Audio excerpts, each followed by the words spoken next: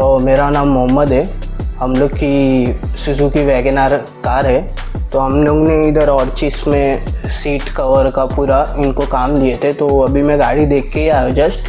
तो गाड़ी का काम तो एक नंबर किया इन्होंने, और स्टाफ भी सब अच्छे इनके, और गाड़ी को देख के अच्छा लगा। मतलब जिस हिसाब से इन्होंने मॉडिफिकेशन सीट का की है और नीचे जो मैट की है वो देख के अच्छा लगा, और मैं फुल सेटिस्फाई हूँ, और मेरे अब्बा और मेरे चाचा भी दोनों सेटिस्फाई है।